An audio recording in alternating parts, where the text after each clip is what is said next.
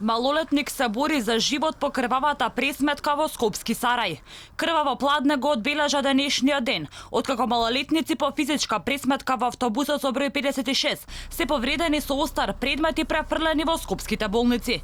Групата која имала меѓусебна пресметка број 4 лица, од кои 3 беа во градската општа болница 8 септември, а сега веќе се пуштени на домашно лекување, додека пак едно од момчињата која се бори за живот е во клиничкиот центар Мајка Тереза, соопштуваат од болницата 8 септември. Момчето има само 17 години. Од клиниката за Алфа велат дека повредениот има неколку убодни рани во градниот кош и во абдоменот.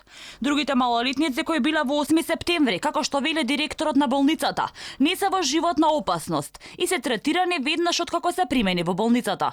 Другите 3 деца се со полесни повреди. Едното има повреда на главата, убодна рана, која што е сутурирана и некоја површна рана на едната шака, а четвртото дете е со тапи повреди само по телото и по главата, и едното дете е со некои мали убодни рани на двете подлактици. Од МВР вела дека според последните нивни информации станувало збор за 3 лица кои учествувале во физичка пресметка.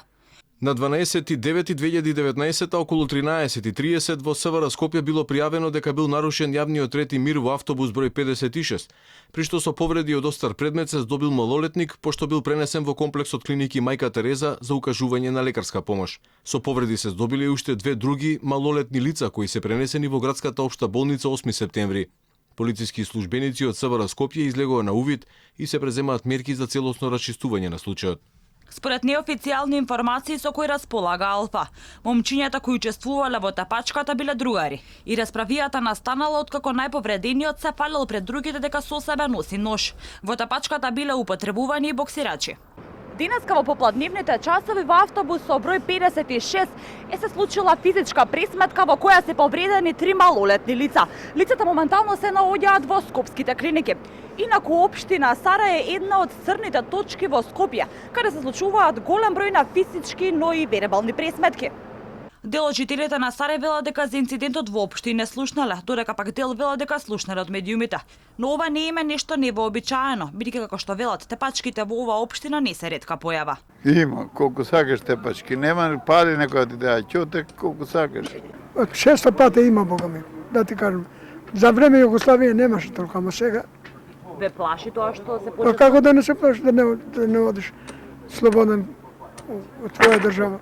Како да не се плаши? Па наравно се кого плаши, тоа не е добро тоа. Па ако стварно се случило, нормално дека не вознемирува. Али не знам, немам никакви информации за тоа.